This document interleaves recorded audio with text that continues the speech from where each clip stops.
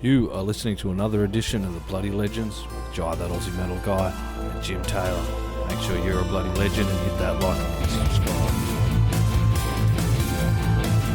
G'day, how you all going? It's time for another edition of the Bloody Legends with Jim and myself, Jai, that Aussie metal guy. Today we have special guest Adam Jaffe, drummer, founder of Pistols at Dawn. Their latest single off the album Ascension is actually doing really well at the moment too. After a year of the album release, you must be stoked about. Adam, cheers for joining us, man. My friend. Indeed. How are y'all? Thanks for having me. Appreciate it very much. Absolute pleasure, man. First off, dude, I'd like to ask this question, man. Can you tell us kind of where this kind of all began for you, Pistols at Dawn, how this started, my friend? Yeah, man. Well, back in 2015, the group of guys that put together Pistols at Dawn grew up in the Atlanta music scene. So from when we were very little, we were all playing out in the music scene. There were a lot of big rock bands from Atlanta, whether it been Mastodon, Seven Dust, Black Crowes. You know, Atlanta's a huge music scene in every genre of music, pretty much. And we kind of wanted to put together just a really good kind of I don't want to call it a super group of Atlanta musicians, but, you know, we put together some really good musicians and we started playing and we saw we had something special. And, you know, it kind of grew from there. We recorded some singles. We were ready to proceed. And then we took a break for a second. And then unfortunately, one of the original guitarists passed away. He got cancer and passed away. Fast forward, life happens, right? So fast forward, we go forward a couple of years. We tried a few different things, but then ultimately made the decision to go pro and do this full time. And we knew we had something special. This was basically at the beginning of 2020. And then unbelievably, March of 2020, what happens? A big pandemic hits, right? Worldwide pandemic. Well, I had enough. And so I just put my head down. And for the worst parts of the pandemic, I personally and some of my other band members, we engaged with 2 million people. I mean, basically, we just engaged. We found a video company in Georgia during the worst parts of the pandemic that would work with us. And we put out 8 music videos. We went in with our first really significant producer, Jeff Tomei, who's done some pretty significant albums. We went in with him during the worst parts of the pandemic. We were away from other people. We recorded our first EP, Nocturnal Youth. So we put out our singles, advertised them all over the world, put out Nocturnal Youth during the worst part of the pandemic and just took it as a challenge. You know, let's build the band. And then basically came out of the pandemic and we had a lot of momentum. We had a lot of followers. You know, we were reaching almost 100,000 followers at that time. And it was the type of thing where you know, we had juice. And so that's when we started to put together our team, publicist, management, label, the whole thing. And then, you know, we did our full album Ascension with Sylvia Massy, who did Tool's biggest albums and other bands. And then kind of, to make a very long story short, it just kind of grew from there. And then, you know, if you're going to be a pro musician these days, or probably ever, you just have to put your head down and you don't stop for anything. Pandemics, cancer, nothing. You just put your head down and you go. Yeah, that's it. That would have been a kind of a tough time too, losing your good friend and fellow member there to cancer as well, and then kind of using that as a positive as well, because that's something I've always done in my journey as well. I'm battling cancer at the moment too. And whenever I try and use something like that as a positive, people I've lost in my life, because they'd never want me to lay down and just give up. Do you think that kind of helped drive you also and push you through that time and then onto growing the band Pistols at Dawn and really putting that effort in through the social media presence as well? Yeah, well, I've got to give credit to one of my former band members. His name was Devin White. He founded the band with me, and you know, when after Devin and Mike, the guitarist that passed away, they were very dear friends. Mike and I weren't as close. We were just close when we played music together. And Mike was one of these guys who really took life by the horns and just every day, you know, you could just tell this was a very passionate, intense guy. He'd walk in with a new guitar to practice every single day because he just wanted every song to be perfect. And then when we'd go into the studio and did the original 2 singles that we did, Gauntlet and Cold, I swear to God, the guy must have put in 400 hours working on the solos. And if you listen to the solos, I mean, they're incredible. And literally they got to the point when we were recording them that Jeff Tomei had to literally be like, listen, one more take and you're done, because I ain't doing it anymore. I mean, he's that kind of guy. And so to answer your question fully is, you know, it was really Devin who was so touched by Mike and the loss of Mike, especially in his life. And Devin called me up. I'll never forget it. I was in Las Vegas. I don't remember what for, but Devin called me up and he was like, dude, you know, this is a couple years after Mike died. He's like, dude, we have to do this. We have to play, you know. He's like, I think he called me. Oh, that's what it was. He called me from after Mike's funeral. And he was just like, dude, we have to play. And Mike and I hadn't spoken in a long time. And Devin was just like, we have to do this. And I was just like, I'm in, let's go, let's do it. And that's kind of what brought us back together. So Mike, to answer your question fully, Mike really, I definitely would say he spurned kind of us getting back together and then going all the way, if that makes sense. And then once Devin was like, we've got to do this. Once you set me on a path, I'm like the Tasmanian devil. And I just said, you know, I'm all in. Nice. So, and I'm pulling for you in your challenge. It sounds, you know, I'm pulling for you. Yeah, bro, that's it. We'll get there. I'm going to jump forward to the Nocturnal Animals EP, Nocturnal Youth, pardon me, EP there. What was it like making that first kind of, that was your second EP, you did have that self-titled EP, but there was the gap. What was it like making that album, you know, EP? You got the traction, you're working with some great people, you know, but you're not too sure whether, you know, how things are going to go. But what was this all like for you, dropping that and then getting the feedback you did? Because I would say it was just like, it was like butter. I mean, to be quite honest with you, the pandemic happened. The world was going to, you know, to pot. It was awful. Everybody's miserable. Everybody's locked in. And I called my guys up at the time. It was Devin and Billy. And we ultimately added a guitarist at the time named Tommy. And I called them up and I was just like, we're rehearsing. I was like, we can distance from each other in my house. You know, we rehearsed in my basement, and we have a professional space in my basement. And I was just like, you know, we don't have to be like all over each other, and we're doing it. And, you know, I think one of them scratched their head a little bit, was like, well, I don't know, you know, people are dying from this thing. And I was just like, I don't care. And honestly, it was I think one of them, Devin, he was over here quite a lot. We made the point never to stop. And so when we wrote Nocturnal Youth, it came out in like 5 minutes. Like we had written the EP literally probably in like 3 weeks, to be quite honest with you. And then we called up Jeff and we were like, hey, we're coming to the studio. Boom. We recorded it all in a weekend. I mean, boom, it was done fast. And then we went straight to video production. So it was such a breath of fresh air being in the studio during the worst part of the pandemic.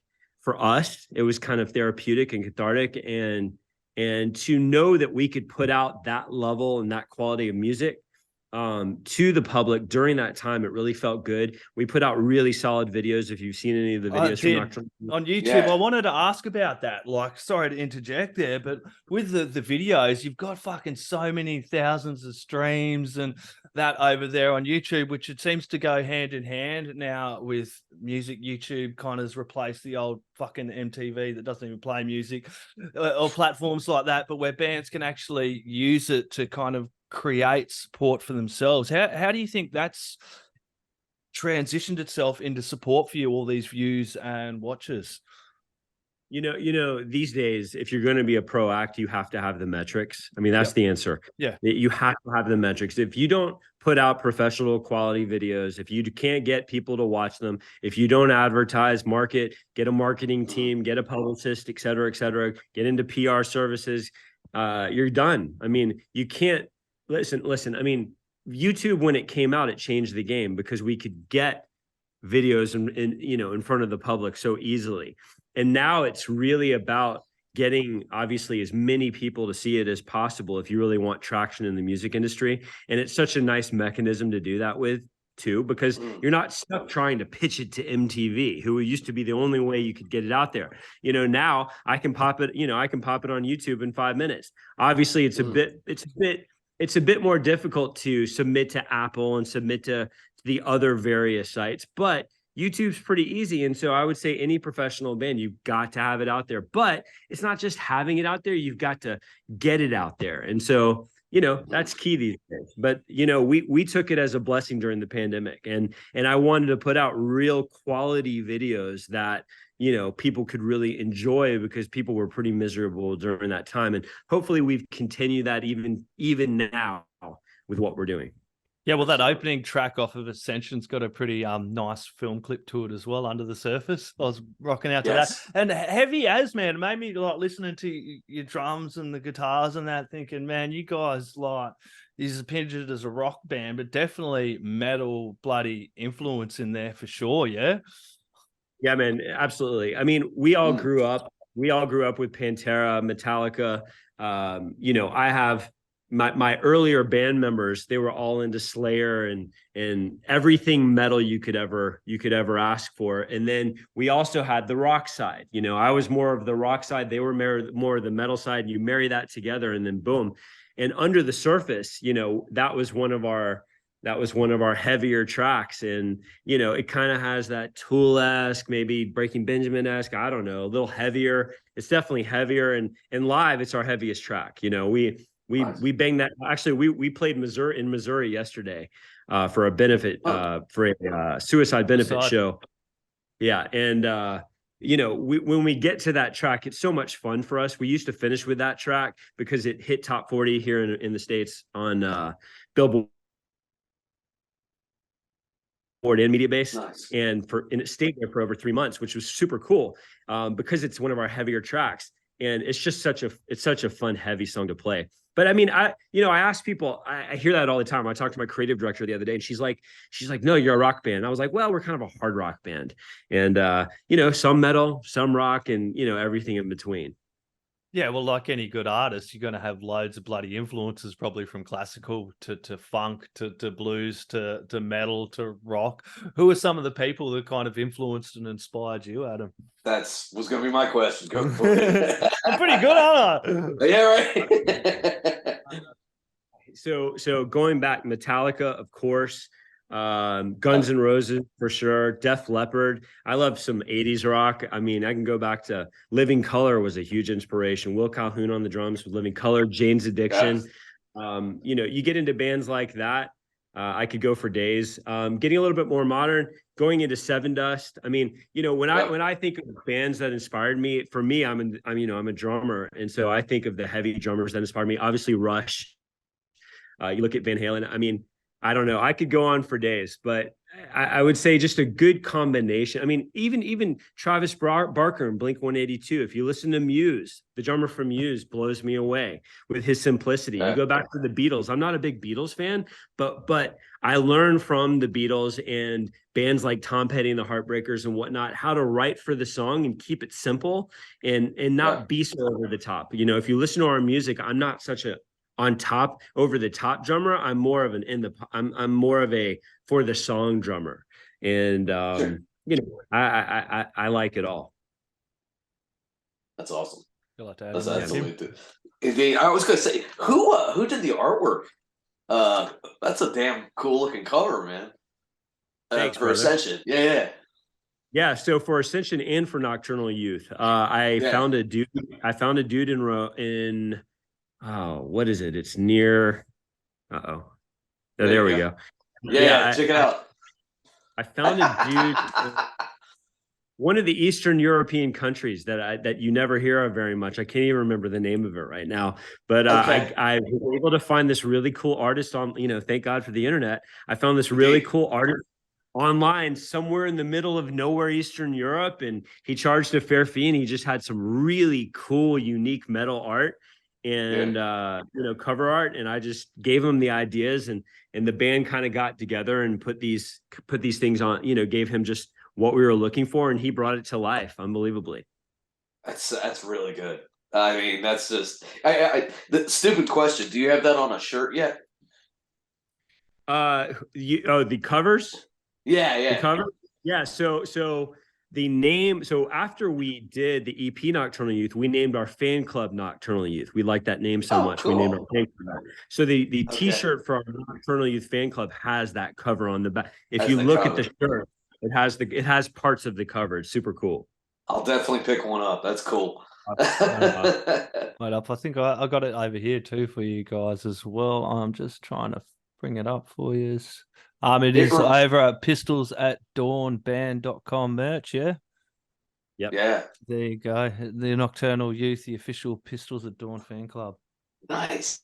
Yeah. That's cool. Yeah, how important is it to get that support though, and have those, have these people get behind you and support you like that as well, and buy the merch, not only just watch the film clips? So here's what I would say. If you're going to be a pro act these days, you make money two ways. Yep. One way is touring. The other way is merchandising. I mean, the reality of making money with your streaming and your downloads and record sales, CD sales, etc., or record sales, we make money from that. But unless you are a big time top 10 act doing 1 billion streams, you're not making real dollars that can really change lives, that type of thing, make lives. So the answer to your question is when we go on tour, or even just when we sell merch in general, I would say that merchandise is very key, and we want to provide a really good product that we would love if we were into our band, of course, that we want to wear. We don't try to just get some cheap product. We get really good products, really good quality material, and we put out cool stuff. And like on our last tour, we went out for a month, and I think we did 10,000 in merch, something like that, and 10,000 all goes to pay for that tour, which was beautiful. That took a large chunk of change off of our chest, which was really nice. And the fans loved the merch, and we were able to get to them with that money. So it was very nice. But nice. I mean, that's how you make money these days.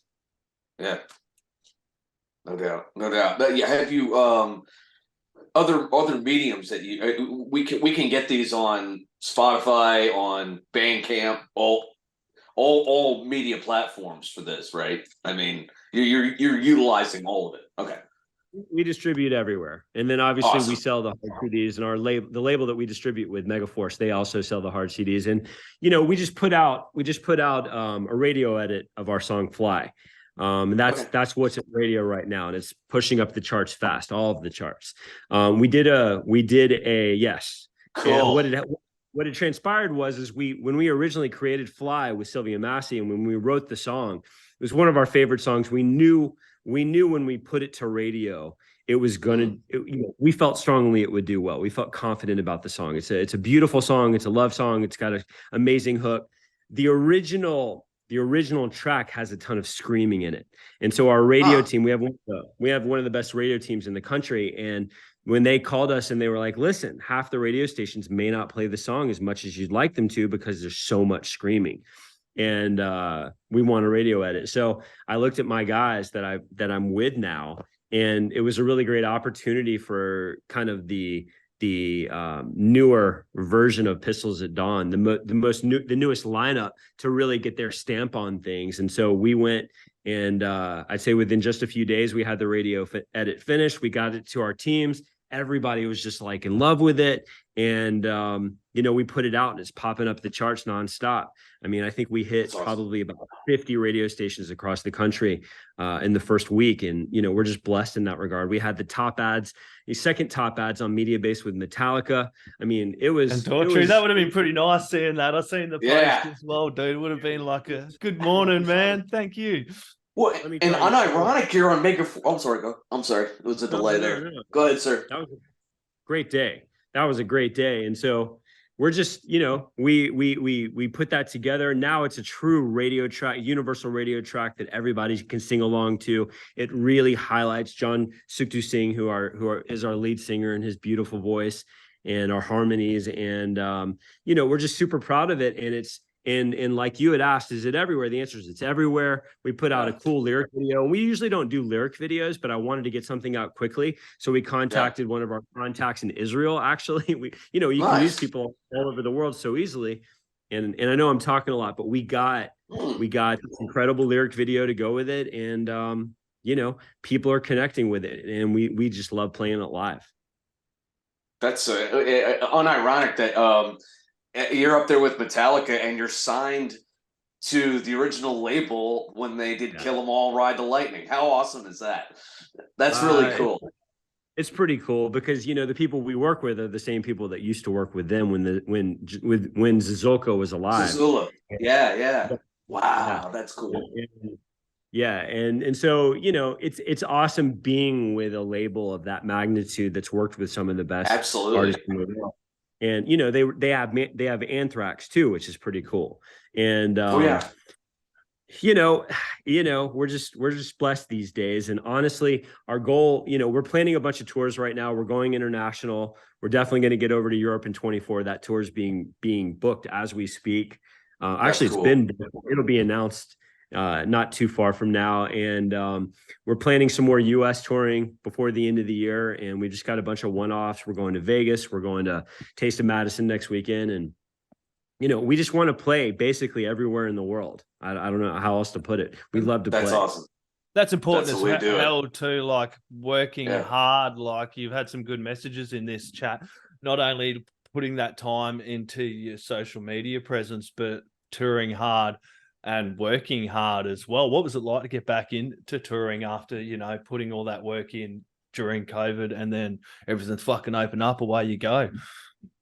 Dude, I mean, you said it. I mean, the reality is that we had done so much, we had put out so much music and so many videos and done so many interviews and behind the scenes stuff, you know, for years, right? And it was like we were like, you know, I was like a bear in one of those claws, you know, in the woods trying to gnaw my arm off to get out. It was one of those things where you're sitting there and you're about to have a steak dinner, but the steak's not there, and you've got the ketchup and you've got the fork and you've got all the beautiful accoutrement, and you just can't go. And then boom, they say go. And you know what the first call we got was? You know what the first call we got was? Our radio team called us and they were like, listen, we got you the Alter Bridge tour with Mammoth. With Mammoth WVH. That was the first call. Right after the pandemic ended, they were like, hey, do you want to go out with Alter Bridge and Mammoth? And I was just like, holy shit. I mean, I mean, I don't even know how to put my response I gave to them, but it was a quick yes. We had the contract done that night, by the way. And, you know, it was such a blessing to go out with them for our first major tour. And, you know, we played in front of thousands and thousands and thousands of people in some of the most iconic venues in the country, you know, tour one and first show, you know, we're in Oklahoma in front of 6,000 people. And it was iconic and amazing and beautiful. And we held our own, and it was just, you know, those guys are all so special to be with. They're the nicest guys in the industry in both Mammoth and in Alter Bridge. And we were spoiled rotten. And then, you know, we did half the country with them. And then we did a full country run with Fozzy and Ugly Kid Joe, who reunited for their first US tour in 27 years. Yeah. You know, we spent over a month, almost a month and a half on the road, did 40 shows and just did the whole country. And, you know, we just took a break for a second during the beginning of the summer, and now we're playing shows again, and we're just like, come on. And if you ask my manager and my booking agent, you know, for Pistols at Dawn, I drive them out of their minds crazy. I mean, I light up. You know, I can't contact my booking agent anymore because he'll get pissed off. So I just contact my manager practically every day. And I'm like, dude, where's the next tour? Where's the next tour? Where's the next tour? And fortunately on Friday, he gave me some good news. So I think we're going to have a headlining tour coming up fairly soon. And about a week ago, we found out about Europe. So that's definitely going to happen as well. But honestly, we're just like so stoked about playing music and being a part of the music industry and getting in front of people and meeting people. And honestly, we just want to take it as far and as wide as we can. And we, you know, hopefully my intensity here is infectious, because this is how we are. Man. This is how we are, man. My guys are the same way. Speaking our language. This is great. Jon, Gabriel, if they talk about music, if we talk about our band, if we go out on the road, We have a great time, and we're just laser focused on just giving people an amazing show. And more importantly, as we feel the music, which we genuinely do, like we're all so into it, it really connects with other people because of that. And that being said, the new album for 24 is already like halfway. Like we've already laid out the songs for the next album, by the way. Wow. So we're going to push Fly Radio at it as long as we can for the rest of the year. We have another track lined up. We might potentially go with, if we go with another track in 23, but otherwise I've got another album ready to go in 24. And let me tell you, it will make Ascension and Nocturnal Youth and the original singles look like opening acts, because we've hit our stride. We're feeling good, we're touring, we're as you tour, you get better, and so we're playing at the highest level we've ever played, and it feels good. Yeah, well, that's get tighter and tighter every time. That's beautiful. Yeah, well, that was sort of what I was going to ask. Next album, you do seem like the kind of guys like, look, I'm not going to sit around and wait on this. How long before Ascension finished were you like, let's start working on the next album? Yes. After so Ascension took a while. I would love to get into why, but some things in bands have to stay private, and yes, they do. Yeah, absolutely. It's like hooking up with a girl, some things are better private, but it took a while. So after Ascension, we made it through the pandemic. We were ready to tour. We just wanted to take a break and just go play music for people. Now that we've done that so much, and we're still doing it as much as we can, the reality is that we're now gunning for the next album, and my guys and I literally laid out. It'll probably be 10 tracks. 10, 11 tracks. We laid it out honestly in a month, and they're awesome. And what we really are striving to do with this one is, we had growth from the singles to Nocturnal Youth to Ascension. And where we want to go from here is now we want to put it all together, and we want to give you kind of the piece de resistance. We want this to be our Nevermind. We want this to be our Appetite for Destruction. I'm not gonna let it be done unless I can legitimately get back on the phone with you after we release this album and tell you it's the best work of my existence. You know what I mean? Like we're gonna put it all on there. Like we've never done a ballad. We're gonna put most bands don't do ballads these days. We're gonna do a goddamn ballad, and it's gonna be it's amazing. We've never released a cover before. We've got a cover that no one is going to be expecting. Trust me, it blew me away when my guys came up with it. We're going to put it all out there, and I think it'll be the kind of the cherry on top so far. That's beautiful. Yeah, that's awesome. And so we wrote also. So literally, I shit you not, we get off tour. We had just played 40 shows for 3 months, and most bands go take a nice long break. Shit, man, 2 weeks. I was done. I was like, fuck this. Let's go. I contacted Will, my lead guitarist, and I was like, get over here. Boom. We had the first track done. Boom. Second track done. Boom. Third track done. And then it's just writing itself. And that's when we started pounding for more tours. We were like, we got to go back out. And fortunately, we're playing out now. And, all the pistons are rolling now. Radio's going, the writing's going. I think we're unstoppable at this point. And I don't mean unstoppable as in we're gonna beat anyone or anything like that. I just mean we're that drive. I mean unstoppable with our energy. We're just absolutely we're in the zone, and we're just ready for more, honestly. And I told my manager, I laid out, you hear about I don't know, you hear about people doing like these boards of vision boards or whatever you call them, where they see themselves going, right? And I didn't do anything as cheesy as that, but what I did do is I called my manager up and I was like, listen, we're going on this tour, we're going on that tour, we're putting out the album, and then I want a fucking world tour, and then I want a goddamn Grammy. You know what I mean? Like I like it. We are not stopping for shit. That's what I can tell you. I like it. But it's very encouraging to hear that too. Just that type of focused drive, and that's the way you have to be, and that's very inspiring, sir. Absolutely. Yes. Thank you. And yes, going back to that original question I had gotten, just whether we were inspired by our, the original lead guitarist we had, whether he had inspired us, and when he passed away. And I mean, that's the thing, man. I think back to him and when we started and what we were doing back then. And honestly, it's a different band now. We've evolved so much and lived so much since that point. But his need for perfection has never left the band. I can say that. That's wonderful. And not perfection as in like having something perfect, but just going for it all. Being perfect. Driving force. Yeah, absolutely. Impetus. Driving forward. Did you have anything else you'd like to add in there, Jim? No, that was beautiful. I'm just I'm pumped as hell now. I know, dude. I'm like, go out there and kick fucking today. We're working on our second record, and I'm just like, let's go. So dude, I just played in Missouri a day ago, man, and this girl came up to us after the show and she's like, you just feel like I can feel what you're feeling. You feel it. Yeah. So, I mean, like when I'm on stage and I'm playing, I play hard. Like I play like, have you ever seen the drummer from Nonpoint? Is that Rivera? Rivera, dude, Rob Rivera.